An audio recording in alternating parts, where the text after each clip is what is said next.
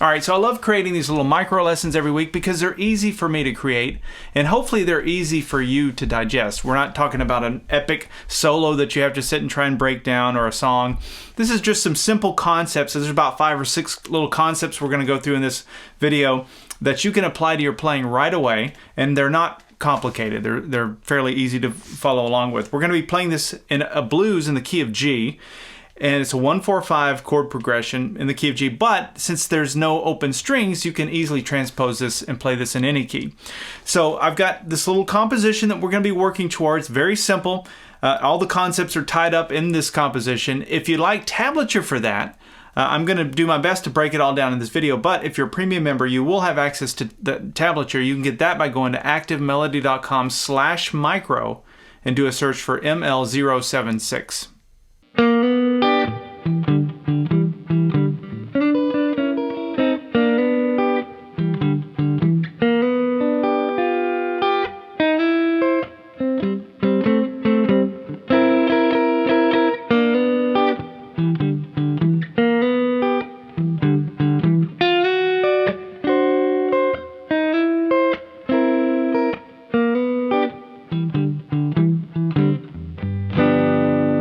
Okay, so I started that out with this, and then, so it's kind of a call and response. So the call is that, the response. Let's talk about this call. It's a harmonized sixth, and you can get a lot of mileage out of this. It doesn't sound like much, but it's really easy to work into a rhythm like this. Kind of rock me baby, that style. It's also a great way to end a lead, so you could use it as this little cap to end off your solo. That kind of thing. It's a good way to sort of end your leads there. So it's a harmonized sixth. We're going to be doing one over each chord. So we're doing this one over the G, and actually I'm connecting it in my mind. I'm connecting it back to this G chord here. That's the G chord using the E shape out of the cage system. Now we're not playing the full bar chord. In fact, all I'm really thinking about is this triad here, which is the top part of that chord, the top 3 strings. So that's where you bar the first 2 strings on the 3rd fret, and then you play the 4th fret 3rd string. But what I'm really playing is that 3rd string and the 1st string. That's the 3rd interval of the chord and the 1st interval of the chord. So, and then I slide into it. So that's that harmonized sixth concept. And remember, if you're ever looking for a way to wrap up a lead, that's a really good way to do it. Okay, so that's how I started. Now that's the call. The response to that was kind of a Chuck Berry style.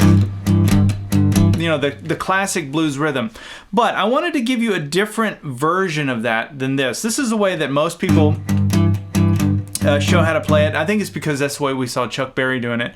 But I know from past comments that I've done on lessons that some of you struggle with that, with being able to reach your pinky up there. So here's another way you can do it. You can do it like this. And I like this a lot. This works really good on acoustic guitar as well. Sometimes a rhythm like that can be more difficult on acoustic if your action's a little higher.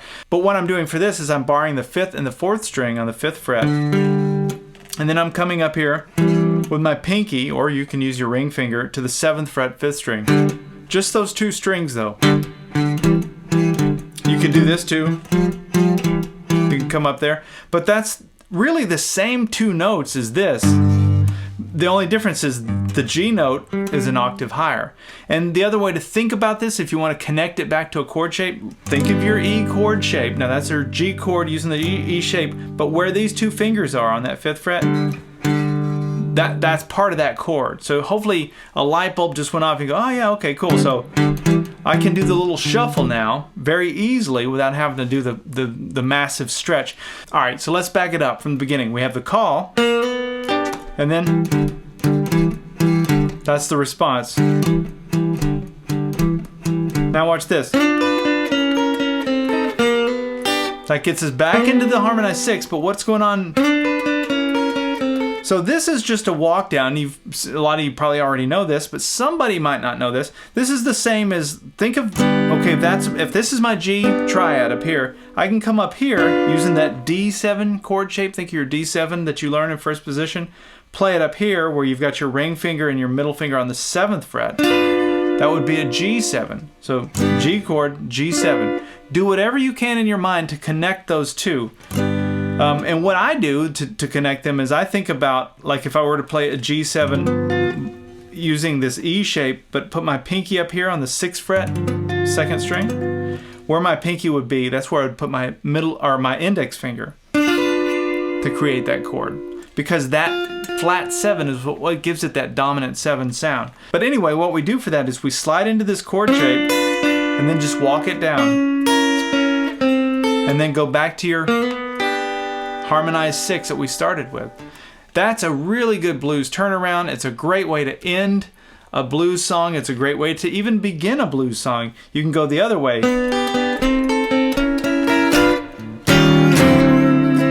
Right? And then there's your 1. You go right into it. So there's a lot of mileage you can get out of this lick.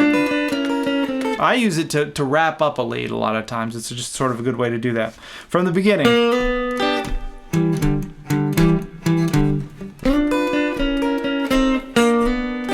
Then back to the response.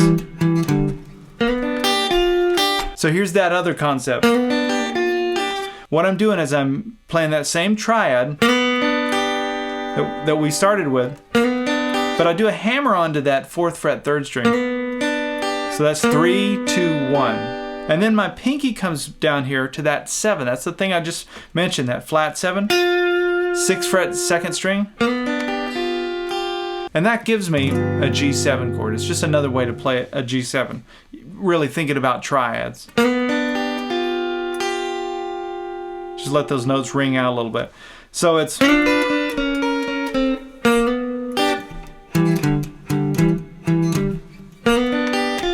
Now watch this. We went into the 4 chord, but I used the same concept of that harmonized 6. Now this may be new territory for some of you because I don't know that I've brought this up in a lesson in a while. It's been a long time. But what I'm doing is I'm connecting it to the 4 chord. So I'm thinking about just chord shapes. The 4 chord in this case, for playing the key of G, would be a C chord. So I'm thinking about the C chord right here using the A shape. Now this note, which would be the 5th fret 2nd string, that's the 3rd interval of your C chord. So then all I need to find is my first interval, right? The C note, which is up here. So I come up to the 8th fret and I play that with my pinky. 8th fret 1st string. So that's the harmonized 6 for the 4 chord. So you have the 1 chord here, and then there's your 4 chord. Now let me just give you a little sidebar here, something to think about. This stretch here between the 5th fret and the 8th fret for C, that is also where your C major pentatonic scale pattern 1 is. Now somebody out there, that was like a big light bulb where you go, okay, my harmonized 6 is there. Oh yeah, I've also got the major pentatonic scale. The other thing you can think about is this C note is where your C chord using the E shape would be. I mean, however you want to connect it. But anyway, just know that you've got a harmonized 6 like this. So after we play that harmonized 6, the response is the same response that we played for the G chord, but we just moved everything up a set of strings. So now I'm borrowing strings 4 and 3, and I'm doing my hammer on to the 7th fret 4th string. So that's the response. So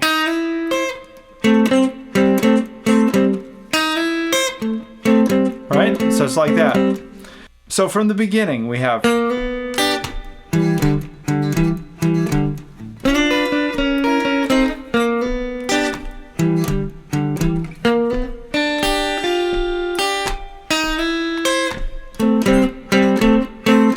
now watch this.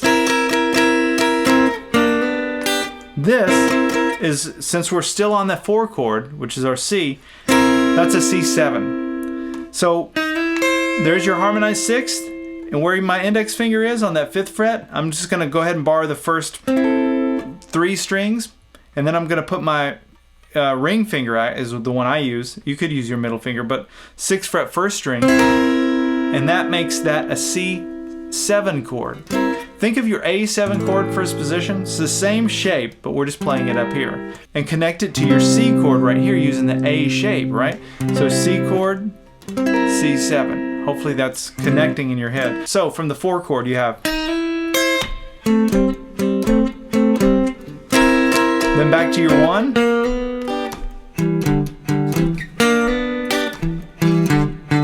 So then we go to the 5 chord, and the 5 chord is the same thing as our 4 chord. We just slide everything this direction 2 frets. So remember, your 4 chord is played is a C chord, and we're playing out of that A shape. So your 5 chord would be here. So you go, right? All the licks that we did for the 4 chord are going to work. Even the blues shuffle rhythm thing, right? That would work as well. It's all just moved up. So from the 5 chord we have, so that's starting with that harmonized 6, and then we're playing our D7 chord using the A7 shape. We do the same thing for the C chord. And then back to your 1 chord.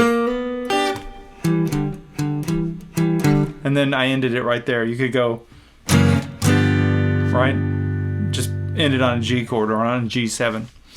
Now, I realize that's not like super complicated, but hopefully that gives you a few little ideas for some things that you can start integrating into your blues. Just connect it all back to these chord shapes. I'm telling you, that's the key to the whole thing. Once you can visualize it before you get there, it makes it a lot easier. All right, we'll see you in the next video.